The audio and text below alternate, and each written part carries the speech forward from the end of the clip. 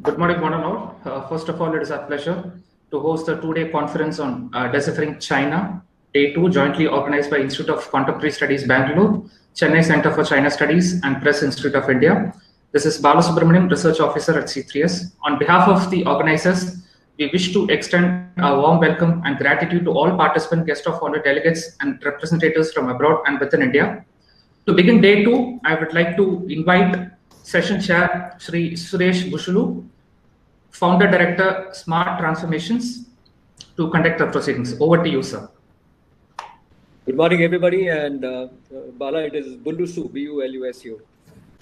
Today, I'm going to be moderating the session as a panel discussion with my friends and colleagues, Samir Aksekar. Samir Aksekar, my ex-colleague from JP Morgan Chase, a blue-blooded cybersecurity professional, and he has done a lot of work in this area, and he's a technologist too. Ruchika Arora, a good friend and a blue-blooded cyber technologist, and she's a technologist in other sense also. Munjal Shroff, another good friend of mine, a technologist, and he's into graphic and gaming, and he has got a passion for cybersecurity, and four of us, we work together on a lot of cybersecurity engagements, from the assignment of work, which is in the form of sensitizing people to assessing situations for risk and remediations and audit. We can do all the 9 yards in the cybersecurity space.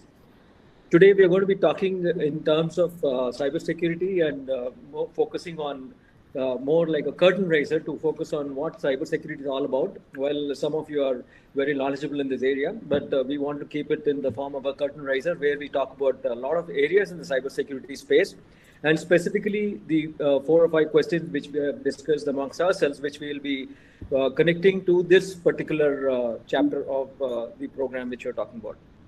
Today, when we talk about cybersecurity, the first thing that comes into everybody's mind is the pace at which digitization is happening across the globe. Technology is definitely a tool which is helping us to build businesses in different forms, making companies global. It has ease of use, 24/7 availability, and all the other benefits which are there. But we should not forget the dangers lurking around technology, one of which is the cybersecurity area, the cyber risks which we are there. We will be talking about cybersecurity, which is a deep subject by itself. It becomes that much more complex when we add the advent of technologies. Today, when we talk about technology, we are at the cornerstone where technology has not turned as much or changed as much as it has done in the last decade or so. With advent of IoT, artificial intelligence, machine learning, business analytics, you talk about anything which is there, cybersecurity actually is a part of that. In this, we are going to be talking relatively about the areas that we are vulnerable at, the areas where we can talk of our strengths. We'll also look at opportunities which we have thrown at us, and then we will have people talking about examples which are there. So let's understand what is cybersecurity per se. If you have to define it, a bookish definition would be, it is the practice of defending our systems. Largely, our systems consist of computers, servers, mobile devices, smart devices, electronic systems, and so on. And most importantly, it is providing the transmission of data in a secure form. The data which is sent from point A to point B is secure and it is received there and so on. Now, this also applies to a variety of contexts, from business to individuals. Computing can be divided into a few categories. We can talk about network security, application level security. We can talk about information security. We can talk about our operations which are there in security, and it doesn't miss any domain. Whether you talk about retail, or you talk about healthcare, you talk about manufacturing, it is there everywhere. And therefore, it will also apply to largely in the defense areas. In the armed forces, as I know, Mr. Heblikar said this many times when I met him, is we detect, we deter, we destroy whatever comes in form of an attack to us. We only add 2 more facets to that. One is documentation, so that we have a knowledge repository, and we talk about sharing of practices, whether it's good or bad. So good practices we will start following, bad practices we'll have to avoid the pitfalls and so on. With that said, what I will do is I will invite Samir to talk about, first of all, what does cybersecurity mean to us at a national level? We are talking about people who are teenagers, homemakers, students, professionals, whatever, and businesses, whether it is small and medium business or enterprise business, and at a national level as a country. So Samir, what is cybersecurity at a national level? Thank you, Suresh. So as Suresh defined, correct? So cybersecurity is all about protecting the integrity and security of our systems, and more so those which are connected to the internet. Now, again, cybersecurity applies to various domains, whether you say defense, civilian, financial, healthcare, across sectors, correct? Now, let's go into one sector, let's say civilian, just to have a good representation here. So, digital technologies, correct? Various digital technologies are at the heart of our society, correct? They impact our lives, they impact our businesses, and the delivery of essential services, correct? And the government has been wanting a secure online environment is essential for our government, correct? To provide online services to our citizens. Now, whether you take it like your digital health IDs, you take the India Health Stack, you take the UPI, Bheem, Umang, eSign, so many, correct? And so the government wants the ability to conduct these transactions securely, correct? It's for the delivery of public services, commercial services, communications. So all of these have to be in a secure manner. Okay? So that's where cyber comes in the context of from a nation perspective. And what happens when it goes wrong? Like you would have heard in the recent times, the entire trouble on the Northeast. Now, you saw that trouble on the Northeast, and that coincided with a huge number of attacks on our financial infrastructure and our government systems. Financial infrastructure like your banks, your stock exchanges. The various police agencies came out with saying that almost 40,000 attacks in a day on our ATMs and on the stock exchanges came out. So make no mistake, there's cybersecurity is absolute paramount from a national perspective, correct? Because earlier we used to think that hostile nations or enemies will want to bring down the complete infrastructure. Now, they want to conduct warfare at an economic level, at an informational level. That's how they, that's how they operate, and that's why cybersecurity is so critical to our nation. That's a good answer, Samir. Now, if you look at it, one of the things which we discuss amongst ourselves is the cybersecurity attacks, as you said, is asymmetrical. You just don't require an army. You just require somebody with a worm in his mind who can destroy or cripple our systems and so on. So what would you think about in terms of technology advances which are kind of opening some kind of loophole in the security systems for us? Yes.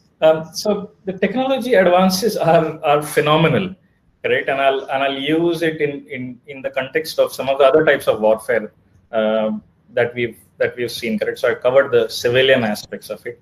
Now we'll cover the sort of an espionage aspects of warfare, correct? Now a common manifestation of espionage is like spying, correct? In earlier days, you would have hands and feet on the ground who would put into specific scenarios. Now what happens is you have online spies. You can deposit information mines into command and control systems of various countries, correct? You can auto extract information from these systems, which will be delivered to you. Gigabytes and terabytes of data can be extracted without the other enemies coming to know about it. That traffic can be masked. So it's almost like you're not able to identify what type of traffic is going outside of your organization or country. Correct? You don't know where the attack is coming from because the IP addresses are masked as well. So for the IP address is basically an identification mechanism for you to operate on the internet. So even that is masked. So the ability to identify who is attacking you, what type of information is being extracted gets masked completely. Another example of an advancement is in the context of sabotaging. Now, for people who are familiar, nuclear facilities, correct? And a very famous attack which happened on the Iran nuclear capabilities, correct? It was a worm called Stuxnet. That took Iran back to the Stone Age in terms of nuclear capabilities. I'm sure some of the leadership here would be aware more from a government perspective, but it was massive. It was launched from a mix of Western groups, but it really took Iran back years back in terms of ability to come back to that capability. And unfortunately, that same worm was used against India to compromise INSAT 4B satellite communication for a period of time. So these advances are moving at a phenomenal pace, correct? Similarly, propaganda. You would have heard about how propaganda is used for election purposes, correct? You would have bots which are created. Bots are nothing but small independent software code which runs and responds in a manner that a human would.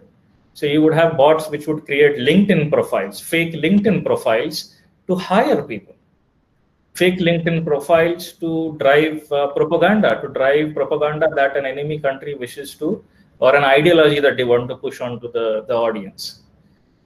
So then you would have another aspect of warfare is economic disruption, like worms which are being used to take down health systems. Like the classic one was WannaCry. WannaCry took down the entire UK national health system. So the technology is advancing at a phenomenal pace. And as Suresh said, cyber covers various aspects. So you have AI now. And AI is significant, correct? Because it gives the ability for machines to take action, to do the analysis, and move it from there. So technology is pervasive across our environment, and cybersecurity needs to be weaved in, right? Again, Suresh, I'll stop there. That was a view of various technologies and how it's from a context of warfare. So that leads me to the next question, Samir. When we talk about technologies, we have to get ourselves into the learning cycle once again. And some of the learning curves are pretty large, and then you need to apply this in areas which is productive areas. You talk about real business scenarios. So how do we as in the people who are running businesses or individuals stay ahead of this, and how do the cyber criminals manage to stay ahead of this?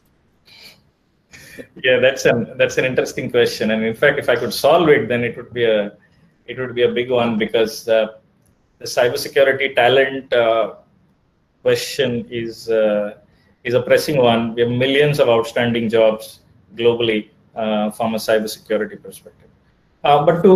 There are various ways, Suresh. Organizations can. I'll answer it from a context of an organization and an individual first. And I'll give an analogy to a house, and I use this often. So consider cybersecurity to be like a house. When you step outside your house, you lock your door and you go out, correct? You keep the key with you. You close the windows and you go out. You don't leave the back door open. The key is only available with specific members of your family, correct? The security of your house depends to an extent in which area you are located, in which society you are located. If you're located in an area which is known for robberies and other issues, then you'll have more security for your house. So similar to cyber. Cyber is like your house in which you want to secure all of these environments. You need to do basic hygiene for your organization, correct? So try to look at it from that context. It helps you understand cybersecurity better. And Suresh, there are various basic practices which an organization can do, correct? In a cheap manner, it doesn't cost you an arm and a leg. It's cheap, wherein you can deploy these things. There are open source resources available to secure your businesses. And it's available on Google. It's available by various cybersecurity agencies. Even the Indian Ministry of Electronics and IT provides a number of tools to augment and protect your safety of your business. Again, if someone needs specific, then we can take that offline and provide that. So Suresh, I know you asked about individual and business. There was another aspect you asked as well that eludes me.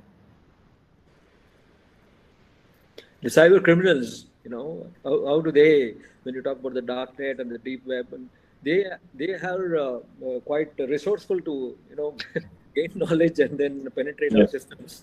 How do we stay ahead of this? Correct. So they do something that we don't do very well. They do collaboration and integration in a fantastic manner. So when you operate on the dark web or on the internet or in hacker circles, code is shared across hackers. Tooling is shared across hackers, activists. these resources are easily available. Trainings are easily made available by hackers to one another. Right? And finally, it is their own interest and passion that drives them. Right? Sometimes it is activism that drives them, wherein they want to get the better of other organizations. But more often, cyber criminals or hackers are motivated by economic reasons.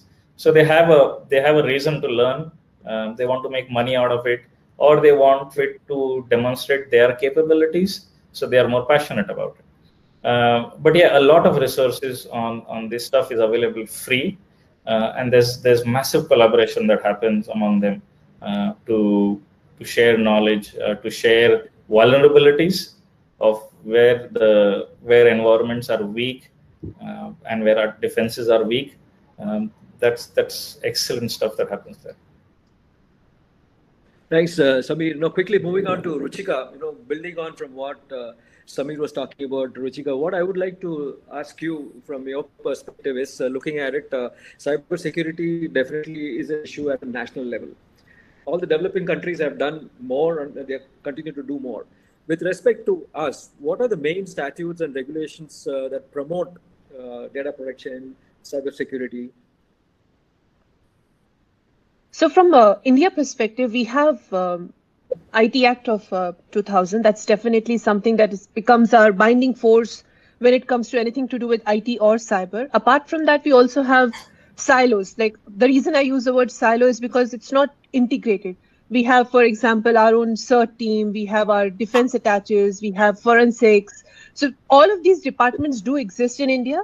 I think the problem that comes around is that there's no cybersecurity law, or there's no specific policy or a governance model or all those aspects that will drive all these departments to be able to work together. So that's where I think India is slightly challenged, that while we have, so for finance, I've worked in quite a few banks in my career, and I know that we are heavily regulated. Banks are heavily regulated. So you'll have their own cybersecurity policies driven by RBI and SEBI.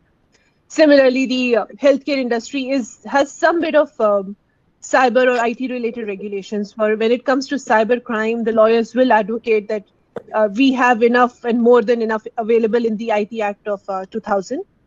But when I look at it from an outside perspective, and I look at it as a view, what I see is that all of this exists, but none of this talks to each other. So because that is where I think I would say that India definitely requires to have their own cybersecurity law and a policy that drives that law. So, okay. So quickly moving from there, if you have to do an analysis on, on two hands, one, you have the private enterprises. Yes, all of us worked in a bank. We know banks, regulations, and rules. You can be fired if you don't, align to the name rules and things like that. But when you look at the private segment and also look at the government, what do you think, if you do a SWOT analysis, where do we stand very well in terms of our strengths, and where are there opportunities to look at this? Okay, I thought I'd put up some quick slides together just to make it more visual than a monologue from my end. So I'll share my screen so that I can try and give you a brief overview of how I see India analysis. While I was talking about the cybersecurity law, I want to start with a quote that there is no silver bullet when it comes to a solution for cybersecurity. It has to be a layered defense mechanism. It's not just layered as in the vertical layer, it also has to be horizontal layering. So the first thing that as the nation we should do is identify our critical assets, our critical infrastructure, our high profile individuals.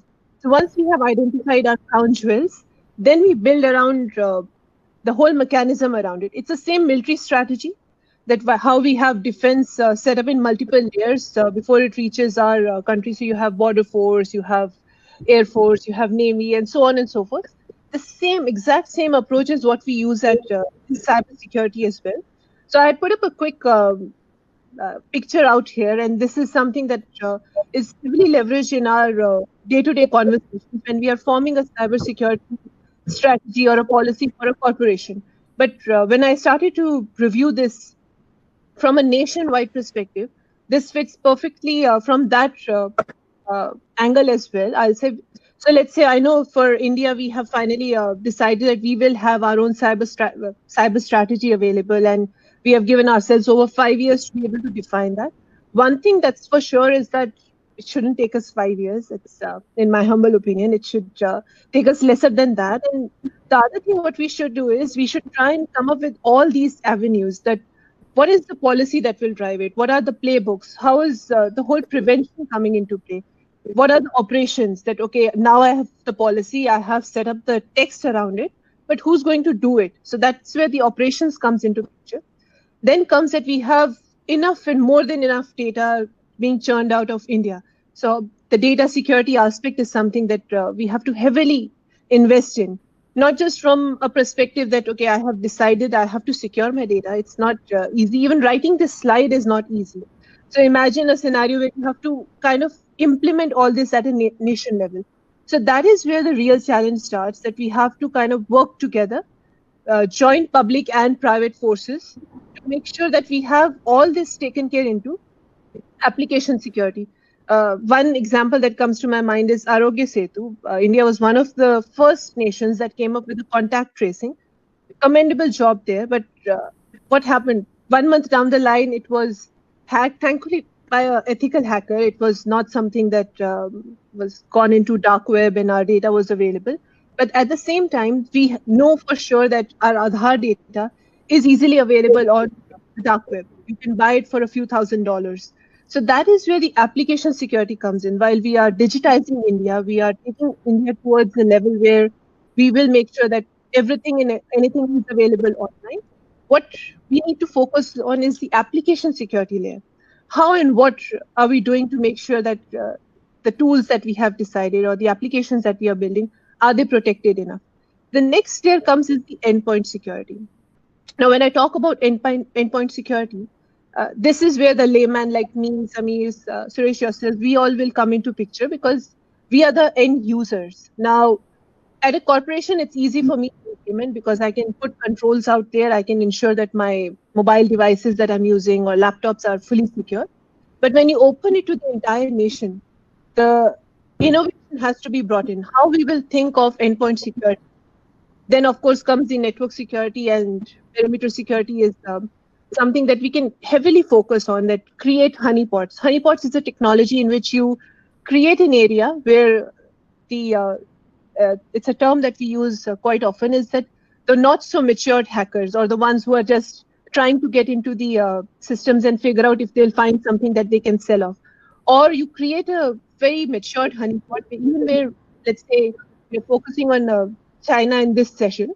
So in case if China is doing those attacks, the first thing that should be easily available to them is the honeypots. Now, through honeypots, you can gather intel, you can gather a lot of information there, and you can try and control these aspects before, or you can, of course, mitigate them. So that's one area which we can easily focus on. It doesn't take a lot of effort. And of course, so on and so forth, then comes the outer threat protection, and the innovation and AI is the lead there. So we can get into the depth of that as we move forward in the session. Going ahead, sorry. Yeah, go ahead, Ruchika. Okay.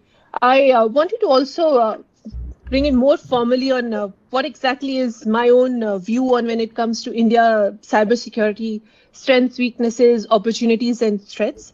So one thing which I definitely see as a great positive and the biggest strength that we have in comparison to China and some of the nations like China is that we have the freedom to use internet. Like that's the most important thing, that we have not restricted our nation, our citizens from using the internet. It's still free. While we are working towards banning some of the apps, we are trying to work towards making it secure. But overall, if we see, we are the number 2 nation in the world of internet users. Our internet usage has increased by 77% in past few months, thanks to geo and COVID situation, with students being logged in remotely to do their schools, colleges, so on and so forth. So that's where it's a strength. And of course, when we see that we have now allocated a budget to finally decided, okay, this is going to be our cyber strategy. That's the other thing which I see as a very big strength for India, is the population that we have the masses, we have well-educated scores and scores of engineers available, we have innovators, we have our own gaming firms and gaming enthusiasts. Munjal is definitely one of them, and it's good to have him here. So overall, if we see that in comparison to China, it's not that we don't have the basics that we require to be able to build our own workforce. What is needed to be able to further develop on these strengths is that we do countrywide workshops. It does happen in silos. There are firms that will do cyber awareness sessions. There are firms who are doing these trainings to make sure that people are aware of these activities, but we have so far not worked on building a workforce. When I say workforce, in comparison to China, where they have now gone down to civilians also. So civilians are also equally trained in case if they are required to launch an attack. Well, I think we should not be in that zone ever, that we are launching attacks or trying to get intel through cyber attacks, but we should be strong enough that tomorrow, if I require to put up my cyber army together, I have trained workforce available. At the same time, while we have the population, we have engineers, we have gaming enthusiasts available, we should work with government, or rather government should be able to join public sector, private sector, academic institutions to strengthen our cybersecurity knowledge. So we do have some curriculum available, but it's still at its nascent stages. It's building. For example, my daughter definitely has one subject known as cyber awareness and digital literacy. So that's one area which I noticed that from a weakness point of view, I'll say that digital literacy is definitely a weakness for our country. It's like I was telling you that 75% increase in internet usage in rural areas. Now, we are, of course, in the COVID situation, providing smartphones to students. It's a very noble cause. It's, of course, good that we are making sure that they are getting the devices to be able to do the schooling. At the same time, we have to make sure that they understand how all this works. What is good enough? What is not something that they should venture into? What are the controls?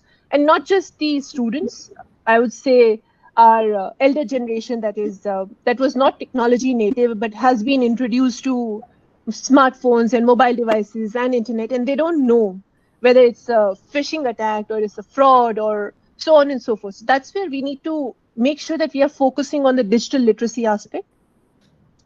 The other thing which we should think about is how we can build a zero trust architecture. So I was telling you about the defense in depth. There's a new term that has been coined recently, at least globally, is that you form your architecture. The infrastructure that you will build is basis zero trust. I don't trust anyone. I will not trust anything and any connection that's coming in. And that's how I'm building my force or my infrastructure. Then comes that I know we, of course, get a lot of defense, I don't know what's the right word, but we get a lot of influx of our hardware and software from other nations, including China. We heavily rely on Russia and China for our defense strategies or requirements. So while we may still leverage it, what we should be working on is having a secure baseline. I will harden my hardware and software to make sure that while I got it from whosoever I got it, I will make sure that it is strengthened by making sure that the image or the operating system that it's running on or the controls that I'm supposed to put in, and then it follow the same zero trust architecture combined with least privileged access. So it's not that, okay, there's a device available, there's a software available, and it's open to everyone. My strategy should be it's not open to people until they require access to my hardware and software at the back-end level. That's something that from a weakness point of view, we can focus on. Opportunities, when we talk about, Samir briefly alluded to this, is that we integrate our armed forces. So the cyber intelligence, and I would definitely want to know that if it's already happening, it's great if we are already doing that. But there's more opportunity in which we are able to combine the cyber intelligence that we get from our various defense mechanisms and then leverage it to make a nationwide security model.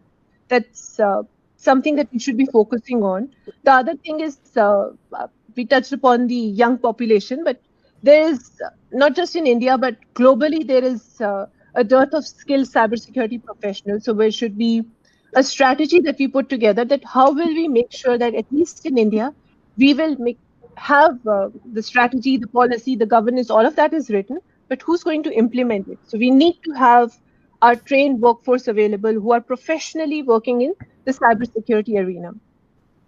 Then comes this area where, in IT Act, you have some snippets of details available in case if there is a cyber crime that happens or things that needs to be dealt with. But overall, if you see, it's driven by the jurisdiction. So where I am going and reporting it as an FIR. Now, when I go and report it to the cyber cell of India, from what we have understood, they don't have a great playbook or a knowledge repository that, okay, for this use case or this scenario, this is what we need to do. This is how we manage. So it's more like case-to-case basis. I will come up with scenarios and I will try and figure out how I can contain that attack, or how I will make sure that the person who attacked is arrested, so on and so forth. So that's where I think from an opportunity point of view, we should focus. We have quite a few cyber firms, and there's a new thing that has recently, in past couple of years, that's come up, is that companies who can't afford having a formal cybersecurity team because of the budget's constraint or the strategy of that company is not to focus on those areas, they can still very easily get the basics of cybersecurity right by simply hiring a virtual CISO or a cyber firm that will do this work for them. So that brings us to the threats. So, of course, we'll get into the details of threats in the coming slides and the discussions that we'll have with Munjal. But just to indicate on those aspects, that the warfare is no longer a simple that, okay, you have a man and there's an army and there's Navy and Air Force. Even in the cyber arena, it's gone hybrid. So I'm not going to just simply attack your high-profile individuals or your army. I may go ahead and attack all of it together, or I may collect intel from all of these areas and I will be able to form in profiles. So when I look at it, because of the hybrid nature of the cyber warfare, Army, Navy, Air Force, space especially is equally vulnerable, and it needs to be taken into account that all these critical infrastructure of India needs to be protected also in that hybrid fashion. Information warfare, we discussed briefly about it, the intellectual property, or the recent one was China snooping on around 10,000 high-profile individuals of India, including smaller firms like Zomato, Flipkart. Even their CEOs were being targeted and being profiled by China.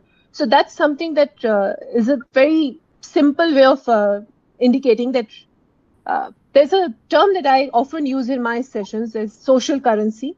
Now, when I say social currency, that what it means is that how are you engaging on social media? What are you doing on the social media aspects, or Facebook or LinkedIn or Instagram and so on and so forth? So how you spend that currency. So whatever you're doing on the internet, one thing is for sure, it never gets deleted. No matter how much we think that, okay, I have deleted it, I have gone to the firm and requested for deletion, it never goes away. It's always there. Not in maybe that specific firm, but somewhere else. So that's where every individual in India needs to focus on how are they spending the currency? What are they doing about it? And then cyber crimes are, of course, there, cyber terrorism, hacktivism. So what we need to do is convert our reactive approach into more proactive way of managing it. And then, of course, come up with a cybersecurity operations for India as a nation. I know it exists. It is there, definitely there. We have our own incident response teams, and it is working in a way it should. But what happens is that it's limited to the government infrastructure, the state government, the central government, or the defense infrastructure that we have. What I'm trying to propose is that we leverage these services to increase education.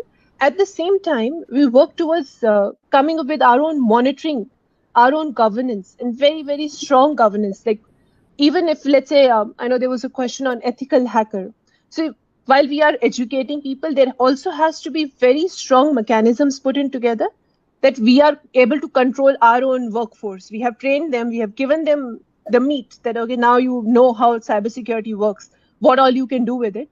But at the same time, there needs to be firms, there needs to be a control that needs to be put together. And that's another area where we can leverage the cybersecurity firms that are readily available in India. I'll take a pause and see, Munjal, if you sorry, Suresh, in case you want me to touch upon other aspects or anything specifically. That's done very neatly, Ruchika. I think you actually created a good pitch, or you spun a story which talks about where our strengths lie. It is like a team which is playing a sport. You have members in the team. Each one has his or her own strength, but your objective is to score a goal or hit a 4 or 6 and things like that. We are kind of missing that. We are not leveraging our best efforts and things like that. Yes, you're right. Our population is huge. Our engineers numbers are very high. And also, I go back to the weakness point where you mentioned about the zero trust. In the bank, we are told trust but check. We have to check, we have to double check, we have to check once again before we can let anything go into production and so on. Opportunities are huge in terms of the availability of growing your enterprise businesses, making sure that you have ease of use of your transactions online and things like that. But we also need to know that COVID definitely has made us get into the remote login and remote use of technology and things like that. But are we supervising our younger generation well to ensure that they are not getting into situations like cyberbully and cyber terrorism and so on? That's one of the areas we have to talk about. And threat is there always. Like the more you adopt to technology, the more you're letting it open if you don't have the controls in place. So you did it pretty well. Thanks, Ruchika.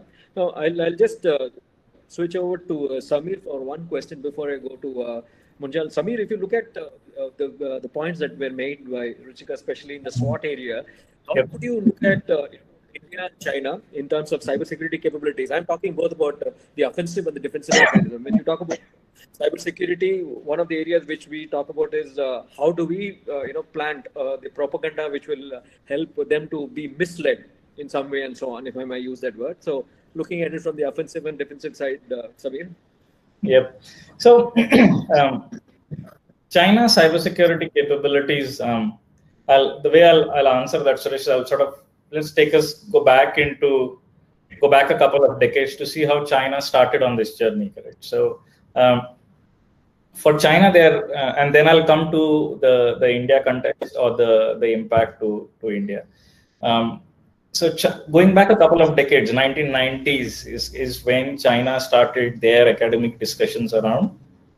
They didn't even have the cybersecurity terminology was not there. It was information warfare, correct? So that's when their discussion started, and it was the trigger for that were the use of technologies, the use of weapons in the Gulf War, the UN action in Kosovo, Afghanistan, so all of and Iraq. So China realized that there is no way you can defend yourself adequately with just kinetic warfare. Correct? Information warfare is the new way to wear down an opponent. Correct? As economic and information warfare. And I think there is a book called Unrestricted Warfare, which was written by two ex-PLA staff. And Unrestricted Warfare, that was later translated into English. If anyone gets their hands on it, really nice book around the Chinese military doctrine. So 1990s is when their academic discussion started, and 97 is when they set up the first information warfare unit, like a 100-member unit set up by their military commission. Single aim, correct? Develop viruses, plant viruses into the defense, into the command and control systems of various Western nations. Simple objective. Okay. So that started way back. That's 1997. That's when they started doing this, and they have been practicing this. So turn of the century, 2000 onwards, obviously they ramped up their information warfare units to an extent where I think today they almost have 12 independent units operating throughout the country, which can launch information warfare. Right? So again, from 2000 onwards, they conducted numerous warfare or exercises against Taiwan, understandably, US, Japan, and India. Correct? So they hacked into the Dalai Lama's network, various stuff. They launched various exercises, which were basic, starting with penetration testing. You're trying to intrude into someone else's network. And the objective is to steal data, filter data out, correct? Understand what are these organizations doing, what are these countries doing, and with all of that data. And then use that when required at the appropriate moment. So whenever China would have a discussion, whether with the US or with India, their intelligence would have already briefed the leadership on these are all the things that are being discussed or being thought around from a country perspective. Okay. So from 95, 2000 onwards, in a couple of years, there would be hundreds of these exercises which would be done. Right? And one exercise, like what happened from an India attack during this the entire Northeast saga, the cyber attack, that would be one exercise, which would contribute to like 40, 50, 60,000 attacks in a day. Correct? So that would be one exercise. It just gives you an understanding of the scope and the size of the attack. So 2000 was again a key moment, because 2003 is when China operationalized their Great Firewall. Correct? I know there is a question on social media, and I'll touch upon that. So 2003 is when they operationalized the Great Firewall. So complete isolation of China from the wider internet in the globe. So the focus was obviously on self-secure and operating China from a self-sufficiency perspective. Okay, so that's when the firewall operationalized. Their hacking activities, information warfare continued into the later part of that first decade. By the end of, I think, say 2010, they had got the ability to penetrate US and European networks at will. They could penetrate at will without any sort of issues coming back from those governments, right? And they were exporting huge amounts of data, gigabytes, terabytes of data were coming out from these countries, and China was then obviously using big data, data mining, all of these technologies to mine that data and develop intelligence, right? And I'll later on, if you get time, I'll dovetail into how all of this data then feeds into AI, right, for them to develop intelligence. So that's a separate one on its own, but so that's how the data is also being used. The last part of that decade, 2008, 2010, China extensively mapped Indian government networks. They knew them in and out. National Informatics Center, Ministry of External Affairs, they knew the networks very, very well, what documents were there, right down to our own advisor, Mr. M.K. Narayan, admitting that his assets were under attack as well. So that's the level that they had achieved in terms of their capabilities. And this I'm talking just like the first decade of 2008, like 2008, 2010, that duration. Correct? And these are skills they have developed which are used during peacetime. It's not even a war scenario.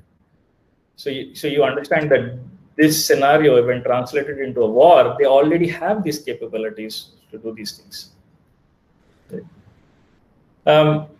Similar time duration, 2010 is when they also enforced that you have to hand over your source code for companies who want to operate in China, like notably Microsoft.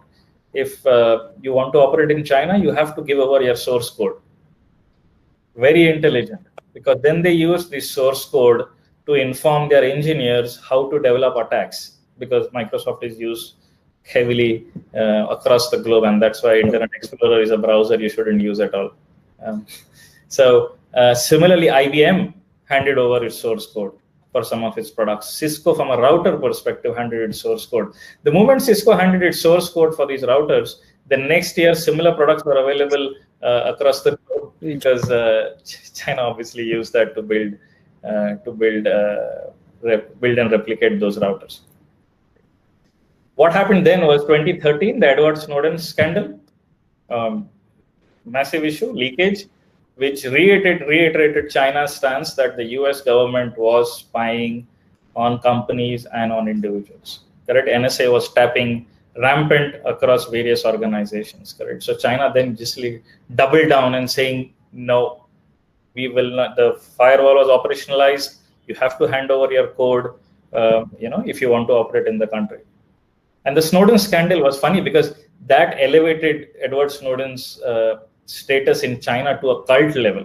People wanted to hack like Snowden. He was their idol, correct? So everyone, the interest in cybersecurity is a zoom, like 200% just went through the roof. So that's how it, that's how their capabilities kept increasing, and I think the strategy was just playing very well with what global events were happening. And I think this is a good time to answer one of the question around social media and the role that it's playing. So one of the reasons China operationalized the Great Firewall was because they saw what happened during 2009 Iran's presidential election. Correct? The election results were not in favor, they were rigged, or the issues therein, and large-scale protests broke out across the country. Correct? The entire Arab Spring events across Middle East, correct? Occupy Wall Street, the London riots, all of these social media played a massive role to help and carry out and plan all of these protests, right down to what is happening in Hong Kong to an extent. You saw all of the protests, social media plays an absolute key role. So the Chinese government, the CCP, knew that if they have to monitor the internet and social media, correct? Otherwise, this will lead to a social unrest. Correct? Large-scale political instability. So that is the reason that internet and social media are so heavily governed in China, and it places the onus on the operators themselves. So it's called the BAT, Baidu, Alibaba, and Tencent. So they are responsible for policing their own networks. So if someone puts an article out saying, someone a derogatory statement or going against what the CCP wants, then these operators themselves have to take down that particular article. So that's how critical it is. Then you get into, obviously, Mr. President Xi Jinping took over in, I think, early 2012, if I'm not wrong, or that direction, and his influence was notable. So as per him, without cybersecurity, there is no national security. This is his key statement when he set up the leading group for cybersecurity affairs in 2014. His was, without cybersecurity, there is no national security, and without informatization, there is no modernization. It's a mouthful, but basically, cybersecurity was a political priority. Correct? It was a key political agenda. Correct? It elevates cybersecurity to a national strategic initiative. Correct? It's have political, military, economic implications. So that's where they have elevated cybersecurity to. Map it to other countries or map it to India, we are not there yet. Correct? So that's why they have taken it. And so 2014 they did that, and in a couple of years, 2016 is when they released the cybersecurity law. So to sort of give it legal control or give it enforce it from an enforcement perspective, it has legal binding. So that China cybersecurity law plays front center of their entire ICT infrastructure and ICT environment. Correct. So it came into 2016, went into effect 2017. And there are, again, the way they have done it very structured. So then they've put in a law, and then they have, who are the regulators who are going to police it? So you have the China Cyberspace Administration, which is headed by Xi, then leads most of the push. Correct? Then you have Ministry of Public Security. So they lead the Great Firewall, and the entire critical infrastructure protection is under Ministry of Public Security. Then you have Ministry of Industry and IT, which is again responsible for the digital strategies and plans. So see, their IT is separate, and they have another function, cybersecurity, which is completely separate. So one does the digital push, one does the cyber push. And then they have their own organization for security standardization as a technical committee, which comes up with its own security standards, which the CSC, the Cyberspace Administration of China, mandates that you should follow. Earlier, they were voluntary, and then with the recent push into cybersecurity, it's now being mandated. You need to follow China-specific standards if you need to operate here. So it just goes into the cybersecurity law. Again, is wide, just because of it is cross-industry, cross-sector. So it covers, as I said, it's front center, correct? So it covers massive amount of stuff. and it's broken down into almost like 6 key areas. The first is content management, so regulation of content, real name registration. So you need to register with your own name for getting access to the internet, correct? That's how they police who has put in this article online. So you can't post it an anonymous way you would do anywhere else. And then that feeds into your social credit system. So if you keep writing derogatory stuff against the CCP, your social credit will ding you there, correct? So that's your entire content management system. Then you have a multi-level protection system, which is used to use a risk view to drive the protection of the entire infrastructure and across the environment. You have personal information and data protection system. Correct? Then you have network products and services management. And then finally, an incident management system to cover that. So they have, the cybersecurity law is very structured in the way it operates and the way it has been implemented and the number of agencies who are involved. And part of it by strategy is to make certain things at a very high level. So it gives them a broad scope to operate. They don't clarify everything. They leave it a bit ambiguous. So then it is open to interpretation, and then they can use it the way they want it. So their strategy around cybersecurity has been wonderful and should be used as a to learn as well as for India how to put things into place. Suresh? Thanks, Samir. That was good. The only couple of points I would like to ask, not right now, but at the end, is one is looking at the the talent which is there. Ruchika, yourself, me, Munjal, and Samir, we would have faced this when we are staffing our projects. We never get people either in the digital IT side or in the cybersecurity side. It's more difficult. The question should definitely come up. We'll have an answer for that. But I'm also looking at it. The approach of the Chinese, the CCP, is defining the strategy, the roadmap, talking about tactics, how they're going to get a tactical advantage, and then implementing it, putting it into place. So even in our private enterprises, whether it is a bank or it is the healthcare or it is retail or e-commerce, we look at it very, very clearly. What is our roadmap going to be? And we don't look at a very long roadmap, which is put in place and we forget about it. We rather look at it being tweaked every now and then. Now we'll just move on to Munjal. As discussed, Munjal, we have to look at what is the especially given the current situation with the LHC, what is the areas of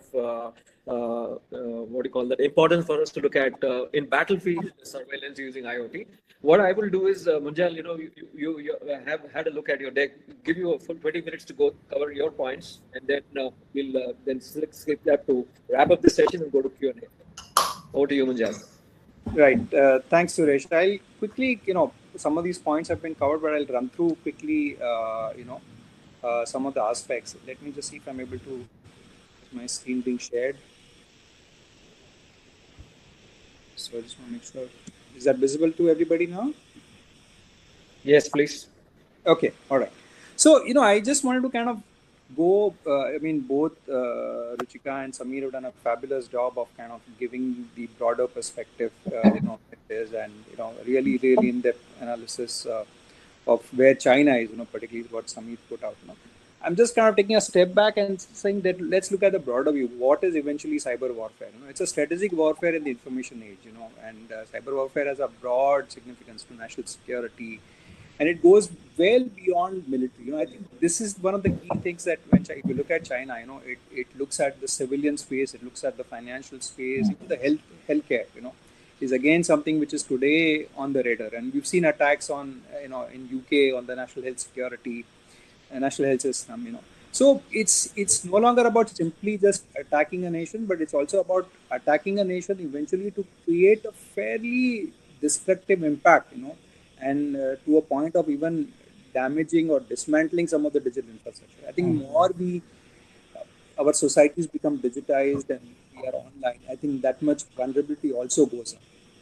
And I think fundamentally, if you look at the US approach and China approach, is when the internet started, US had a very, very open view, whereas China started on the other end of the spectrum. They shut everything down, right? And then they gradually opened it up, and then they heavily monitored. And again, and if you look at it, therefore, today, that battlefield is no longer just territorial borders, be it our actual physical borders or the airspace or the naval space, but it goes much wider, and a lot of it is being fought in cyberspaces, in information mining, and even again, I think when you talk about information, Ruchika touched upon this, it's as much about misinformation. And if you look at it, the whole context has changed very, very dramatically. I mean, when we look at defense today and the way we understand a soldier today, probably 5-10 years back to today, it's a very, very different. The soldier is not today just a human being deployed on the border or a pilot or a sailor. He's a hacker sitting today and inflicting massive damage. And I think China has done really, really a great job in terms of deploying these people. So to give you an example of some of these things, when China started evolving its system, there was a point of time when US actually gave a list of hackers, Chinese hackers, to the Chinese government. So please look into this. These guys are actually attacking us. What China did is, in turn, that they took that list, they actually recruited those people and said that you are now actually working for the government. So if you look at the China playbook, anything goes. Literally, I think they have not missed any single opportunity, whether if you look at, deploying people, technology, any opportunity they have not missed, So if you look at it today, strategically, it's being used for espionage, it's used for sabotage, it's being used for denial of services attacks, and even psychological warfare. I think this again, so if you look at all these aspects, that battlefield has changed dramatically. I think that today the battles are being fought, on all these different spaces. Let me kind of quickly get into this, again, talking about mining of strategic information. And one of the more probably wide-known attacks is the Titan Rain attack, which was basically the US defense systems were attacked and targeted for sensitive information. So when they hacked in, they looked at who are the US defense contractors, From there, they started looking into each of those individual systems, people like Lockheed Martin, Sandia National Laboratories, Redstone, and NASA. They were all hacked and information was mined. And this went on for over 3 years. Now, you imagine today that if some of these computers and systems are open for a period of 3 years, how much data can you actually steal? It's scary, If you Terabytes. Exactly. So if you look at it, I mean, even if your systems are open for a day, you can download so much data. I think here, when the Titan Rain was before it was discovered, it was 3 years. The damage it would have done is phenomenal. I think one cannot even assess. And if you look at today, in the intelligence circles, people talk about the fact that actually China is today way ahead than the rest of the world. I think there's a question here about, which country is best, and I think China clearly is really changing the game. While on one side, if you look at it, they have reduced their, possibly the armed forces numbers are going down, but their spends have gone up astronomically, like probably like 5, 6, 7 times, and a lot of that is being used towards cyber, using cyber warfare. And it's a pretty well thought out strategy, So if you look at what are the other things that one can do, one can obviously do sabotage. When I'm talking about sabotage, you can disrupt power, hydel dams, water, fuel, transportation, and all of these networks, as increasingly we are, these systems are becoming connected, they are also becoming more and more vulnerable, industrial sabotage. Again, I mean, Samir touched upon this, but the Stuxnet worm, eventually infiltrated every major manufacturing facility, by targeting the SCADA and the PLC systems. And what it eventually did is ruined almost 1/5 of Iran's nuclear centrifuges. Now you look at this, that one simple worm. I mean, I'm saying simple from the standpoint of a strategy, but look at the damage. It set Iran back by years, and it's just sitting somewhere. Someone said that yes, let's understand the weaknesses. That today, virtually every computer-aided manufacturing system uses some kind of program logic controllers, right? If we target those or if we manipulate those, what damage can we inflict? So it was very simple. I think all they did, they eventually looked at it and said that, yeah, if these centrifuges are messed around with, either reducing the speed or, increasing the speed drastically, I think that is all that is needed. And that's what eventually happened. The other scary thing, obviously the Cambridge Analytica, I think today you have the ability to, influence an election And that is one of the most scary things. And enough has been spoken about, the American election, the Donald Trump, Brexit, and with the UK Parliamentary Committee, there was a comment, by one of the people on the committee, said that we've gone past the point that we no longer can hold democratic elections. That's a very, very profound statement to make, that we can't hold democratic elections because every single person eventually is profiled and influenced and knows what exactly, that person thinks, what kind of websites he's visiting, so there's a major profile that is being built, and then that is being used, as a tool. So again, I think some of these things are very, very effectively being today used as tools for sabotage. Financial disruption, again, this has been spoken about, but basically, again, manipulating stock markets by fake news or hacking into banks, or even manipulating the foreign exchange market, to devalue a currency, or ransomware attacks on the financial sector. And again, China has done this. Apparently, some of the ransomware attacks, what money is being made is again being used and pumped back into fuel further activities. So it's almost like a self-funding mechanism, that you do ransomware attacks, you collect money and then use that, So if you look at it from a strategic standpoint, it's a very, very well thought out game plan, and this game plan has been evolved over years, over almost probably 20 years, Obviously, psychological warfare is again a very, very crucial aspect, propaganda. And I think this is where TikTok becomes, was such an effective tool, and I mean, most people who obviously are from defense backgrounds would know about the Second World War, the airdrop of leaflets, right? Today, it's much more easier to do because if you have control or access to social media profiles, you can start pushing fake news. Deep fakes is another technology where today all I need is about 5 to 6 minutes of someone's video footage. And that is sufficient for me to manipulate and make that person or create video footage, and I can make him say whatever I want to make him say. And probably 10 years back, this was relegated to a very few select organizations who could do that. This tech is available very easily today. Again, what is happening is that due to cloud computing, this power is easily accessible today. I can just get onto AWS and rent or hire computers, massive amounts of computing power. I can just be bought for a day or two. So again, the point is, if you have the enthusiasm and you can become a hacker and you can have all these resources available to you, and these are being used, these are actively being used today. So when you look at deep fakes in particular, there are enough. If you search for deep fakes, there are enough examples on the net of manipulate footage of Obama, of Donald Trump and other world leaders. And you can see that how easily people are doing this. And this tech is, like I said, that earlier it was relegated to a few companies in the world, few visual effects companies in the world. But today, literally anybody can access this. Again, denial of service is again another strategic tool that is being used. That sometimes when you're in the battlefield, today, there are a lot of active devices.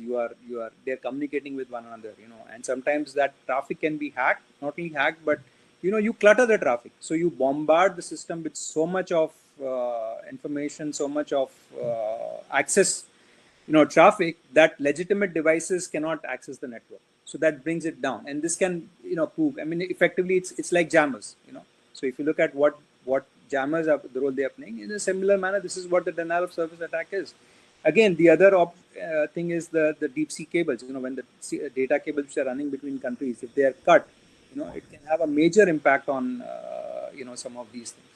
So if you look at the whole cyber warfare, it's an offensive force multiplier. While you have active battlefronts, while you have all of this happening, it makes a big difference in terms of what is happening. So if you look at now, if I just go into the battlefield surveillance today, it's been largely, I would say conventionally, it's been largely impersonal. So when you look at strategic intelligence, what we are seeking, we want to know where the forces are deployed, what infrastructure is deployed, sensors. And again, this is just a very interesting image of what happens, how much of data is being transferred between various devices, how much they're talking. This is one approach, and there are experts here who probably know enough about this, but the new age battlefield is highly personalized, So the battlefield is no longer restricted to borders, as I said. It goes much wider, but it's also becoming very, very personal, you know. And I think this is where the whole web of Chinese mobile handsets, Chinese apps, you know, the Chinese cameras, you know, CCTV cameras become very, very effective. I mean, you've already spoken about the fact that, you know, there are a whole bunch of banned apps, you know, and even Chinese apps that are banned. You know, now if you look at some of these, you know, and like again here, this is a very interesting statistic that today the Chinese handsets virtually, I believe, have close to 70% of the market share, and out of that, the top 5 brands is actually owned by at the back by one company, BBK.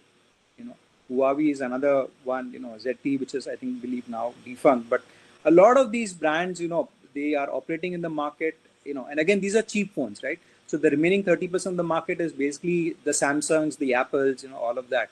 So if you look at the soldier today or the foot soldier today, right? He's using these kind of cheap devices. Most likely, these are Chinese devices, right? Like even if you see some of the videos that are being circulated on the web on WhatsApp, see the Oppo logo or a Vivo logo in the bottom left to figure out that they are actually using the very same Chinese devices, you know, to record some of this, you know. And look at that. I mean, the kind of data that is being collected is, you know, humongous, right? Whether you know it or not, the handsets collect, you know, names, addresses, you know, frequently dialed numbers, live location history, you know, a lot of that. And if you look at the apps, it goes much further, you know. So they start profiling, right? So they look at who are your family members, you know, where do they stay, right? You know, if you're shopping online on Shein or a Myntra, right? And if you are sitting on the border front and if you do online shopping and you dispatch something to your wife, so they know exactly where your family is, right? They also know, basis the kind of communication you're having on the chat, you know, what is the relationship status, right? How close are you with the family? Are you you know, are you having illicit relationships? You know, is your relationship good? Are you vulnerable? You know, so if you look at the whole Cambridge Analytica thing, is that eventually through social media, through the nexus of mobiles and apps, there are close to 5,000 data points, you know, that one can collect. I mean, it's hard for somebody to, you know, today list out even 100 things about oneself we sit down. But the social media networks, you know, and the digital lives that we lead, you know, these systems today know more about us than actually, you know, than we do about ourselves, you know. So and now let's look at how this is being used on the battlefield, right? So I know that there is a certain set of active GPS locators, you know, or mobile devices that are active on the battlefront, right? So I know the devices. I have already profiled some of the soldiers, right, through their Chinese headsets, or whether it's about if they're using any Chinese apps, right? Through that, I know that, okay, these cell phones today are active in the battlefront.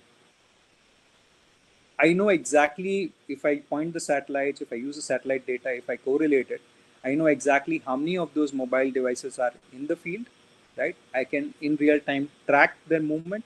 If I see a cluster, you know, so for example, if I today see a cluster of mobile devices, I can quickly, you know, determine that, yes, there is a concentration of mobile devices here, potentially on the border, right? That means that there are soldiers probably sitting there, and then use that GPS data to pinpoint a, you know, UCAV strike.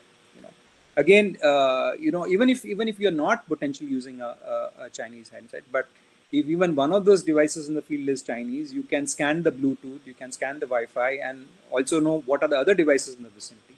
You know, so if you look at it, the level of sophistication that today is available, you know, we can really hack into a scenario very quickly, and then, you know, leverage it to really, you know, at a different level. And again, some of this, you know, we many times, you know, we look at that certain soldiers are targeted, you know, certain people are targeted. You know, it's about profiling you know, literally building a single profile for each particular soldier, each particular aspect, and a high value target, and then look at what are they doing. For example, you know, if a soldier is on the battlefront, right, he has a family back home. What is that family doing? You know, does his address book have the number of a drug dealer, right? What is his online behavior? What kind of stuff is he watching?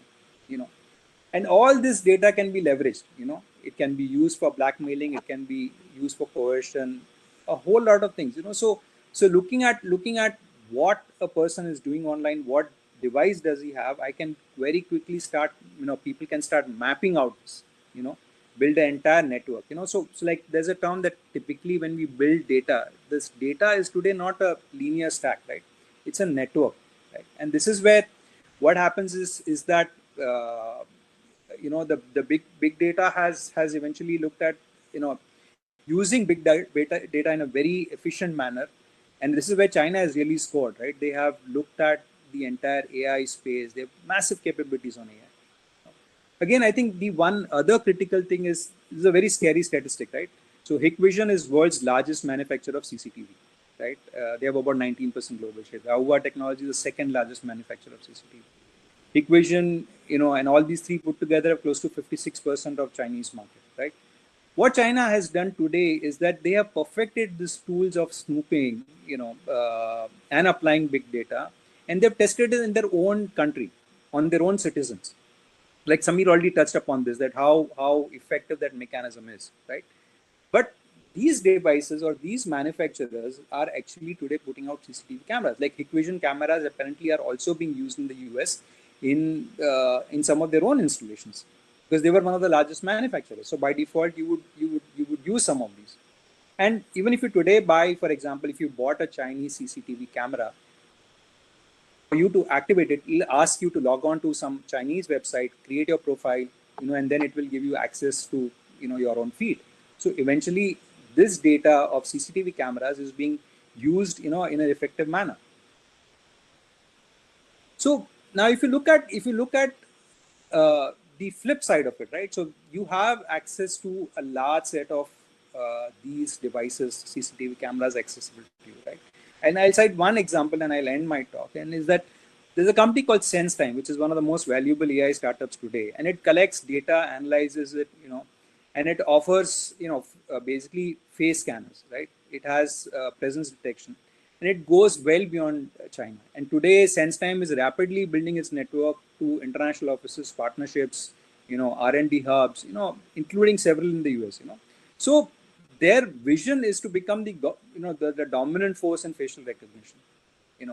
Now, being a Chinese company, on one side you have something like SenseTime, which is building massive capabilities, on the AI side, and then you have companies like Hikvision and Arora, which are actually, basically supplying hardware to every major country in the world. Have probably 40, 50, 60% of the market share. Both put together, when you mesh both of them together, you literally have eyes and ears across the world, And again, like I said, that this has already been tested and perfected. And there are already debates brewing around the privacy issues inside China. If you start, listen to some of the chatter, you are already seeing that there is pushback by the people. But I think the Chinese government has achieved its objective, that these tools are perfected. And I'll just close with this, Ruchika touched upon this very recent article which just came out, that 10,000 high-profile people in India are being, are under, existing surveillance. But the larger thing is that, Zenwa data has over 2.5 million high-profile people under surveillance globally. I mean, this alone is a very, very scary thought. That and this information has because it got leaked.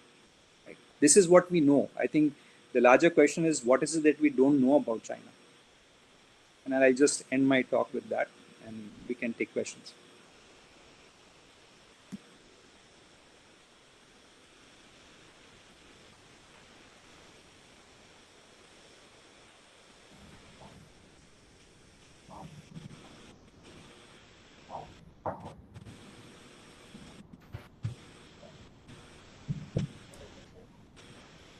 Suresh, we can't hear you. Suresh, you're muted. So I'll just wrap up this session by adding a couple of points, and that was well presented, Munjal. Thank you. That was very informative. So we can be as safe and as secure as we want to be as a nation. So we need to look at how do we weave in strategy, tactics, implementation plans, bring in subject matter experts from the private sector, because private sector to a large extent is a lot more stronger in terms of cybersecurity at this point in time. And the combination that is demanded at this point in time, which I call it as 3P2T, is define very strong processes which weaves in a lot of things from different verticals, and also at a national level, the critical stuff.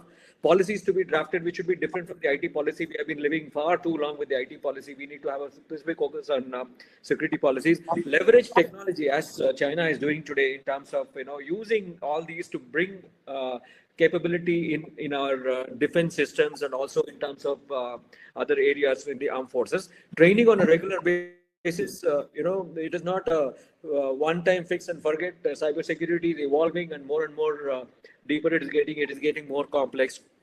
And finally, people. We have all supposed to be much more disciplined in the way we practice hygiene in whatever we do. Digitization is fine, but if we don't look at the lurking dangers around that, we are going to be creating loopholes, which is going to be difficult for us to fix. With that done, it is time for questions. Thank you, sir. I'll just take on the questions in the chat box. Thank you. The first question is by Komodo Vasan, sir. He has asked, how ethical is the role of ethical hackers? Who decides the code of conduct while perhaps there is nothing official about it? Yeah, I can take that. So ethical hackers, Commodore, are normally meant for organizations. Right? So when so if me as an entrepreneur wants to validate the security of my infrastructure, my systems in my organization, owned by my organization, then I will hire an ethical hacker and work out the scope and agreement and the timeline when you will do the attack and tests everything. So that is very well, has to be documented. Otherwise, I can, it can negatively impact my business. Now, outside of the organization purview, there is nothing binding them. Correct. There is then you're not called an ethical hacker. Then you're a hacker and or a hacktivist, and then there is no rules or regulations binding it. I'm saying, as the cybersecurity specialist, we have to do the penetration test, which is actually hacking. We have to go into systems when we take up something to do, but we actually do a lot of documentation and follow the non-disclosure agreement. We do a warning. We actually monitor the systems, and then we back out our tools and tell the customer or the client saying that now your system is back to normal. That's how ethical hacking happens. As Samir said, if it is outside of that, people can enter into the system anytime and enter out. It is like joining a Google Meet and stepping out and stepping in again. As simple as that. Thank you, sir. Second question I have is, what measures can be taken to counter artificial intelligence-based attacks, cyber attacks? It's open to the panel. Anyone can take that, please. I can answer that, because evidencing of AI-based attacks today is minimal. AI in cybersecurity itself is in the nascent stage. They're only now starting to deploy it at endpoint to detect threats at a endpoint level, like on your desktop or on your laptop, using AI to identify threats. Now, again, that has a high false ratio, correct? So there are a lot of false negatives that come through. So using AI to launch cyber attacks, I wouldn't outright say it won't happen or is not possible. It will happen. It's possible. It's a matter of time. You have to build up your defenses whether at an individual, state, or at a center level. You have to build up your defenses to secure against them. Hope I've answered that question. So, sir, let me add to that. When we look at AI, my definition, the way I look at AI, it is augmented intelligence. So it is today adding on to the human intelligence, and that is what we are seeing today. Now, if you look at look at Cambridge Analytica, what it did, right? It basically mapped all these different data points. The data was inferred, and they built models of basically profiling of a particular user, right? They built models which are sophisticated enough to tell you that if you put out this kind of information, then this particular person can be influenced in this manner, right? And now you are then eventually multiplying this across an entire select group of people, and influencing public opinion, right? I mean, a lot of artificial intelligence is being used to do this. We have actually reached a point today that if you ask people that, do you know how this algorithm works? The answer is no. We don't know, right? Because there is so much data at play here that it's beyond, human cognizance, So you've gone, that this works, right? Because you are throwing massive amounts of data at the system. The system is making sense, right? And then using that system effectively. So it's like a black box. And the only way I think to the counter to it is that you build a better black box. The second next question is by Mr. Prasad. He has asked, post the lockdown announced in March 2020, there has been a tremendous increase in the UPI transaction, which is not seen even in advanced countries like UK and USA. How safe are these transactions? Why these are not popular in other countries? The bankers, Samir. Yep, no worries. So yes, the infrastructure for UPI, for BHIM, is a India stack, correct? It's part of the India stack, and it is quite secure. It works on SSL, it works on HTTPS, clearly encrypted technologies. So it's not that it is it's not used anywhere else. It is definitely used in India, pioneered in India, because we sort of almost jumped the entire credit card type of ecosystem, correct? We were offline payment-based country. Credit cards started to come in, but then obviously the government push, and with COVID, we've just leapfrogged over one environment from a credit card, debit card into online UPI-based payments or contactless payments. So other countries in US, credit card was massive, extensively use of credit card. If I give you an example of China, they don't even use a UPI. Everything is QR code based, correct? So you use a QR code. They use that for payment. They use that for chats. They use that for everything, for shopping, everything. You go into China, you try to operate with cash, you will almost go hungry, is what I'll tell you. So coming back to India, it's good that we've leapfrogged, because it sort of takes away a lot of the other challenges that we've had with credit card and the security issues of chip-based, magnetic-based, all of that stuff. So I would definitely say that the UPI has gone through numerous tests, validations, and it continues to be a secure environment for us to do payments. Thank you, Mr. Samir. I had a question, but it was already answered in the, so I'm just skipping that. Next question is by Colonel Hariharan sir. He has asked, as an intelligence officer in field, we feel the onslaught of social media grey propaganda, and we need to evolve a counter narrative. How can technology help us in this regard? This was a question to Mr. Samir or Ms. Arora. Both of them can take it up. Social media is, so this is one of the reasons why social media is actively policed in China, because of the ability to influence. Similar Cambridge Analytica, the ability to influence voters. And this is why the amount of debate that is on today, even from a privacy perspective, the deliberations at the center are around privacy in terms of where this data should be stored, correct? Who can use it? Because then you get cases like what Snowden revealed, that governments are using this data, they're tapping this data. To the point of defense or armed forces and they being exposed and being, amount of social media that they are exposed to, I think that's where the cybersecurity strategy for the defense forces need to come in terms of what handset firstly is allowed for defense staff who are in critical sectors. Right? So then what is the operating system you should use? Right? Should we use an homegrown operating system? We did come up with it. Our DRDO team did come up with it, but at extensive tests, they canned it and went back to Windows. So counter that with China, which have their own standards committee, they're building their own OS from a defense perspective. So similarly, we need to have the hardware, the operating system, and the apps defined for various situations and people.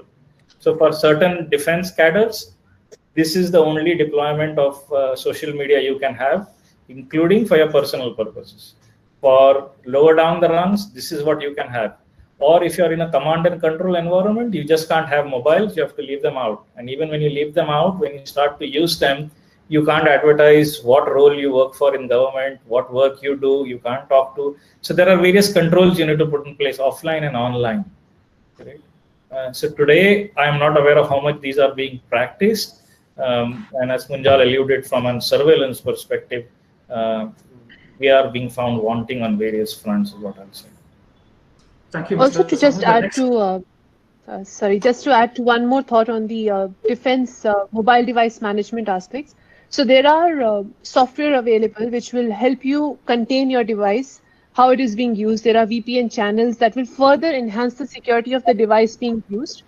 So those are a couple of other solutions, apart from, of course, making sure that your presence on social media is limited, going back to that same point, that how you are leveraging your social currency. But definitely from a defense point of view, there should be solutions like mobile device management and VPN channels being used. Even if there has to be an interaction with their family, or they do have some requirements to, they can't do without being online. It's like we live in the age of internet. But these are the most common solutions, very widely available, and should be leveraged if not already. Thank you. Also, I think just to add to this, I think there is a massive need for, basically educating our population that what are the threats of cybersecurity, what are the threats when you are using social media, how vulnerable you are. I think what has happened that in a way, because the Chinese society has actually been using technology, I think at a fairly rapid pace, they have had some head start. But I think we are now adopting, and I think we are adopting at a very, very rapid pace. Question is that the general population today of India is still not that savvy. And a lot of work needs to be done in that space of educating people. Even in the battlefront, for example, simple things like keeping your Bluetooth on or your Wi-Fi on, is bringing in vulnerabilities, or the fact that you're using these devices. So I think it is there is a lot of work that needs to go into this space, of educating people. Thank you very much. The next question. Bala, can I just add one word, please? Please, sir. Yeah, Heblikar here. Just to bring it into perspective, I think the next couple of weeks, the second edition of the National Security Cyber Policy comes into being. Some of the questions which have been addressed regarding social media, what is the mechanism to address it? How is it that it becomes more efficient, and that we do not allow things that have happened in the past to not cause any distractions? I think in a few weeks from now, the National Cybersecurity Policy will come into being. The government is going to announce it. And then also you have the Data Privacy Act that is waiting the approval of the Parliament. Once these two things come, I think we will have a definitive platform. I don't think we will be talking in tentative terms. We'll be talking on, we'll be on firmer grounds. I think that's very important that we need to follow. Thank you very much. Thank you. Thank you, sir. Next question is from Mrs. Ruchika. Comrade Vasan sir has asked, according to some reports, China's cyber warriors are highly trained, funded, motivated, and prepared to join the hybrid war. Even are certain is supposed to be on the hit list in addition to nuclear facilities, CSASR systems, etc. Have our contingencies being tested by simulating real-time scenarios? Well, in my humble opinion, I'll say while we are getting there, we are, but still in the stage of being able to write what should be our scenarios, what is our use cases. We have recently started to get involved in putting a cyber strategy together, like we were just discussing about it. So when it comes to testing those scenarios, the most important thing is knowing the scenarios that we need to test. So I think that theory is where we are working on. Once we have it written, then of course we can work towards doing the at least the real-time scenarios, that if in case, that's where I think the ethical hacker workforce would come into picture, that we are able to build an entire workforce of our own, which will constantly test us, that in case if tomorrow somebody pulls down a power grid, it's an attack that we are doing it on ourselves, but how are we mitigating it? And how soon are we able to mitigate? Those scenarios is where I think we lack as of today. We should be doing that, because so far, at least in India, going back to that part, that even in healthcare, for example, we haven't really explored aspects where a simple heart valve for a high-profile individual can be attacked sitting somewhere in the world. don't even have to be remotely present there. So those kind of activities we need to constantly test. Those are the scenarios we have to define and then build upon that. Okay, I was able to attack, I was able to infiltrate and get into the systems. And then also at the same time, very important is that we do the detailed analysis on root cause, what led us to this, like how the scenario was successful. The other thing what we should do is define the lessons learned. Okay, I have learned this lesson. Now this goes into my knowledge repository or playbook that should this happen, I know step by step what am I supposed to do. So that's, I think, still lacking, but I'm quite positive we'll get there in months to come. Thank you very much, Ms. Ruchika. I have a question to Mr. Munjal. I need to know, US-based China Aerospace Studies Institute, CSA report says, China has the capacity to conduct cyber attacks at ground stations with the intention to corrupt or hijack the systems to control satellites, including spacecraft. What should India be doing in this regard? See, I think, obviously we need to build systems. We need a capability to respond to some of these, so I think today, if you look at cyber attacks, there are effectively two approaches. One is the offensive and the defensive, and I think we need to build capability on both fronts, So when you are being attacked, you should be actively able to respond to an attack and shut off such attacks, right? So I think this is a kind of a new force that is needed. Like US has a division called the US Cybercom, which basically actively looks at this. They treat it as a wing of the army, of the defense forces. Even China has, like Samir has spoken at length about this. Even China has a full-fledged department around this. Question is, obviously, today not much is known about this. Obviously, these things are state secret, so we may not know about what our government is doing about it. But I'm sure that there are teams, there are measures that are put into place, and like Heblikar sir said, that some of this information will probably come out, as the policy is being announced. So I think, yes, we need to build capabilities, and moving forward, I think we will need to invest more and more money towards it. But it's also about building a larger ecosystem. I think we need centers of excellence, in cybersecurity, which will groom talent, right from a very, very early stage. Like how we are the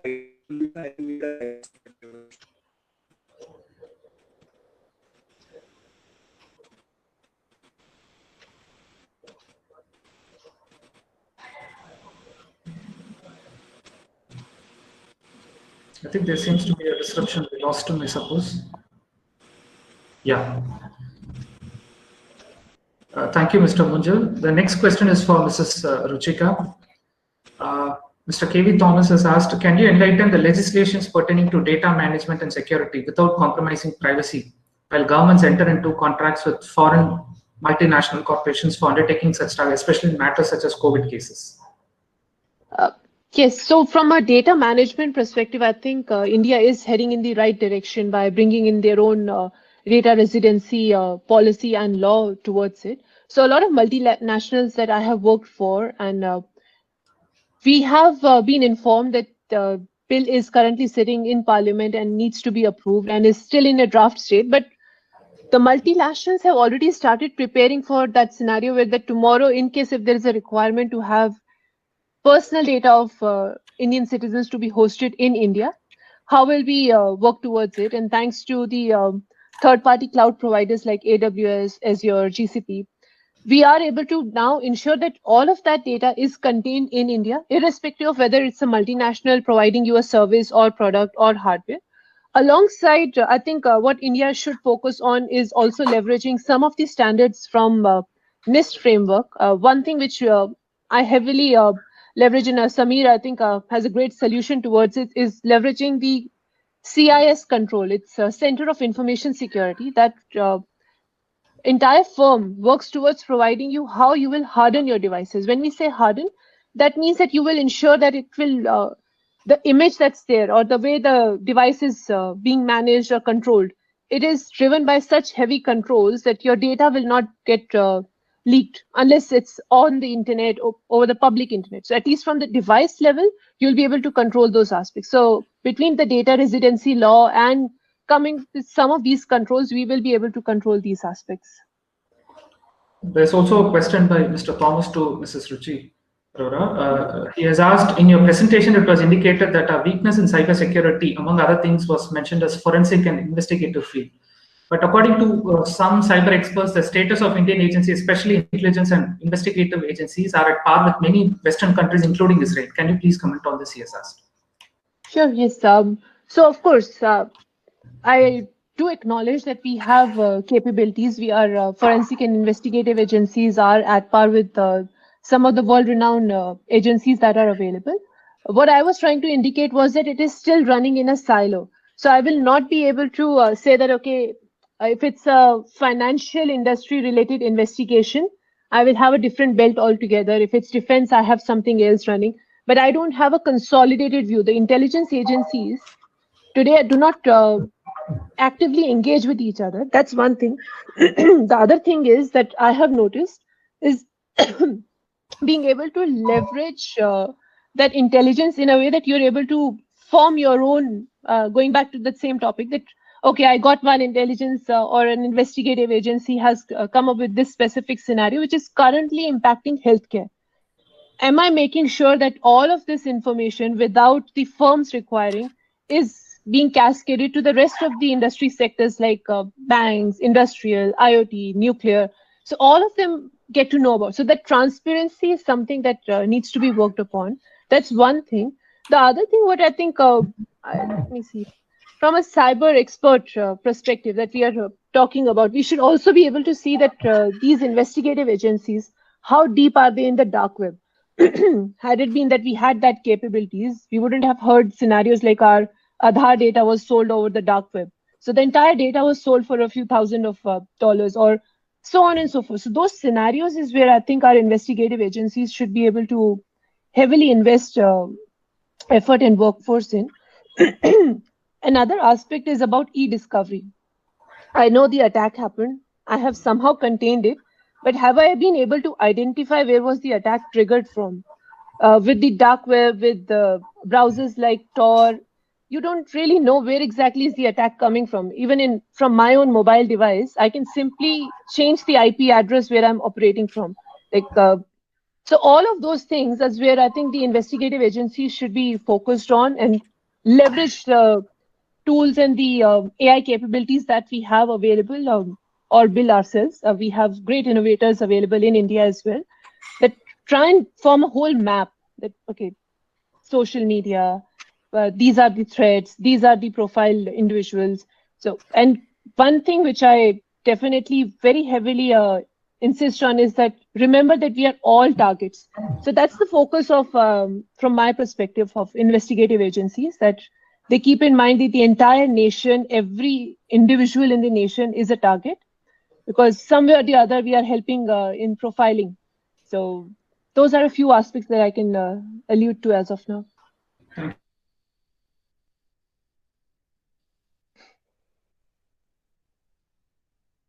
Security model so far. Two, what is the scope and challenges for international cooperation in cybersecurity arena? Perfect.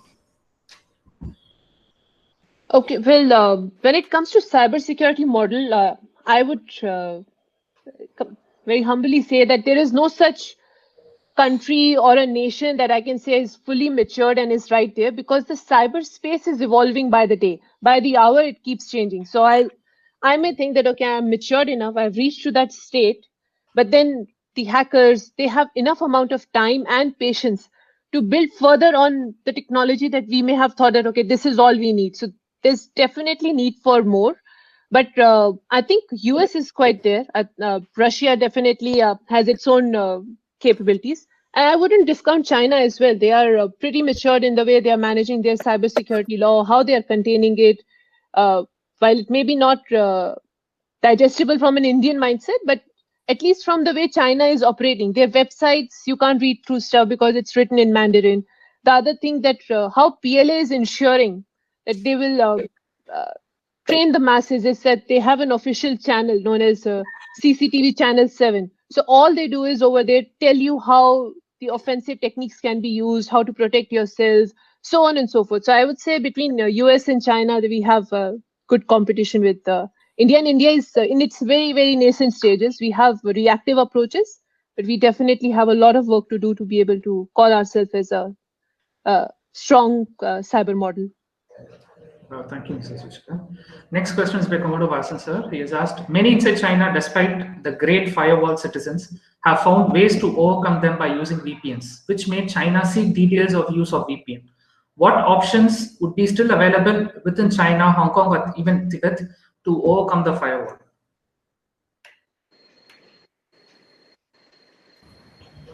I think those options, Commodore Vasan, are go down by the day in terms of numbers or options, because the Chinese regulator, and specifically the MPS, Ministry for Public Security, ongoing manner keeps patrolling these VPN footprints and eliminates them.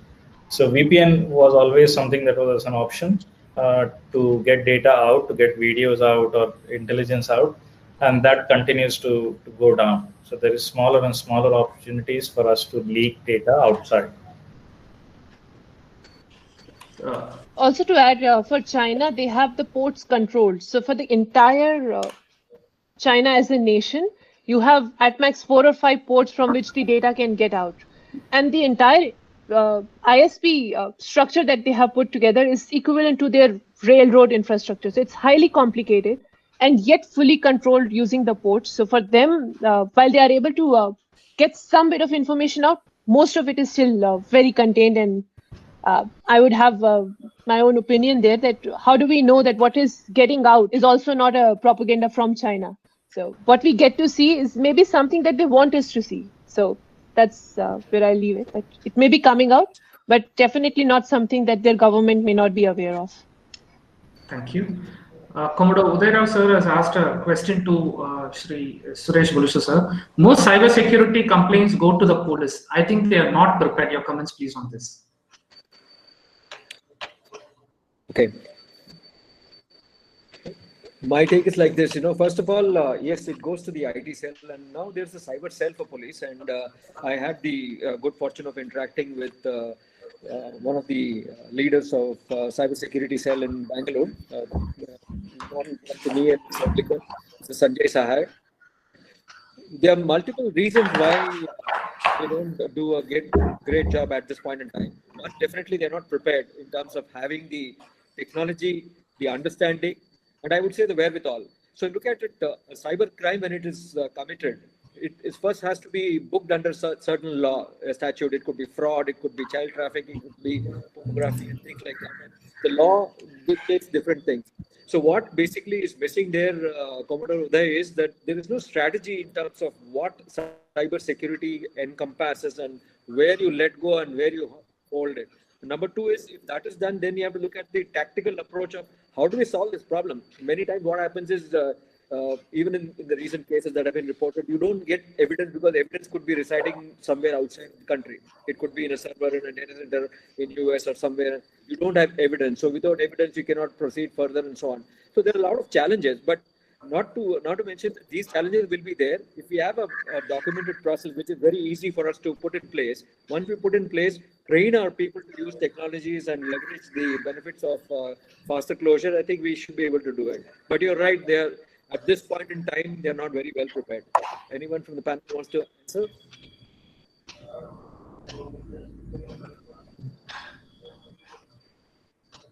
Okay. Thank you, sir. I have a question. With regard to, this can be taken anyone from the panel. With regard to elections, how safe is India and our electronic voting machines from cyber threats?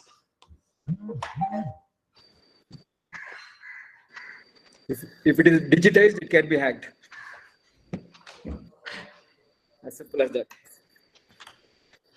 So you have to provide a perimeter security. So if you look at what Ruchika had alluded to, she said, there are different levels of security that needs to be done. And so when you talk about electronic voting machine, what are we trying to protect? The protection is for the ballot that is being entered or captured, being put in by somebody else. So we need to find ways and means of testing it thoroughly, ensuring those security practices are in place. Otherwise, why India? Nowhere in the world elections will be fair and free. Thank you, sir. There's a question by Mr. Thomas. It is to Mr. Munjal. Yes, our surveillance in action doesn't have limitation in our fight against terror extremist outfit, especially the Maoist and ISIS elements. Operating with anti or counter surveillance mechanism, even the most advanced agencies could not build up adequate operational data against the key players of such outfits. Perhaps such mechanism will be more useful in the case of elite groups. I mean, yeah, I think I kind of agree with the comment, because we need to up the game, and today I think is that with the tools that are available, anybody can educate himself in the art of cyber warfare, and that information is available to the good guys and the bad guys. So I think it's eventually about constantly ups.